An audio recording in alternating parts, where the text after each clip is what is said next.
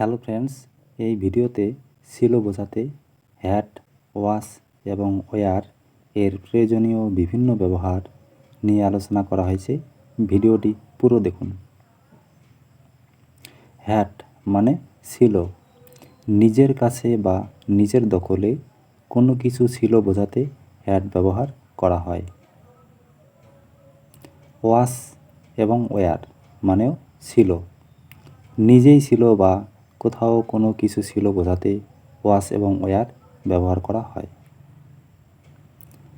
তাহলে এখানে hat, wash, wire মানে ছিল। যেমন আই হ্যাড আ কটেজ, আমার একটি কুটির ছিল। তাহলে আমার ছিল বা আমার দখলে ছিল, সেজন্য হ্যাড ব্যবহার করা হয়েছে এখানে।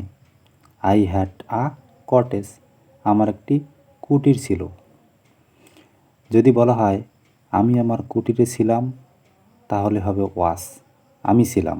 I was in my cottage, আমি আমার কুটিরে ছিলাম।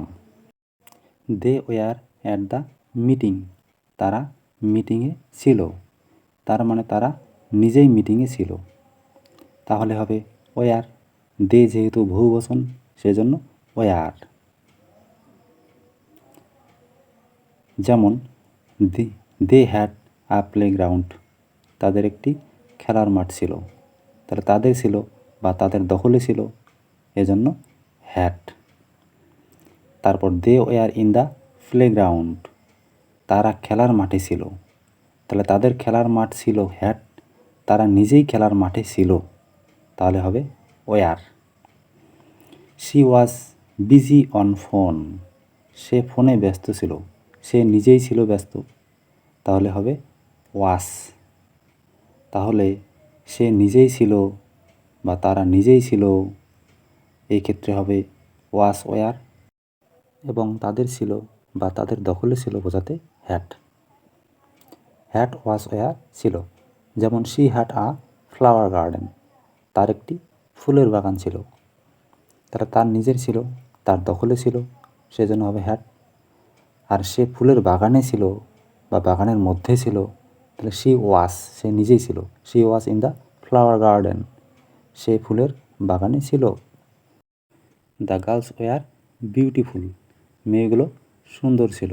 তাহলে মেয়েগুলো নিজেই ছিল সুন্দর, তার জন্য ওয়ার, মেয়েগুলো সুন্দর ছিল।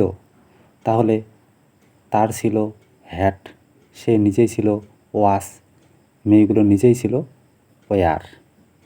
তাহলে হ্যাট, ওয়াস, ওয়ার এইভাবে ব্যবহার করা হয়। হ্যাট, ওয়াস, ওয়ার ছিল।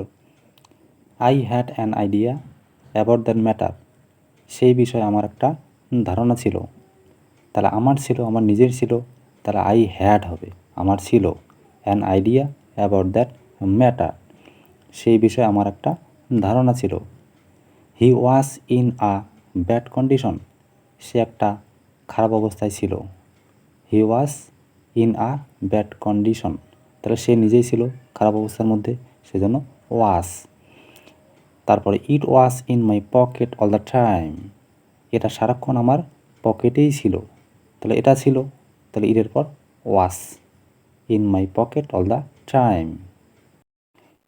আরও একটি সুন্দর সেন্টেন্স, যেমন there was a huge banyan tree in our village, আমাদের গ্রামে একটি বিশাল বট গাছ ছিল। আমরা জানি কোথাও কোনো জিনিস আছে বা ছিল বোঝাতে দেয়ার দিয়ে সেন্টেন্স শুরু করি আমরা।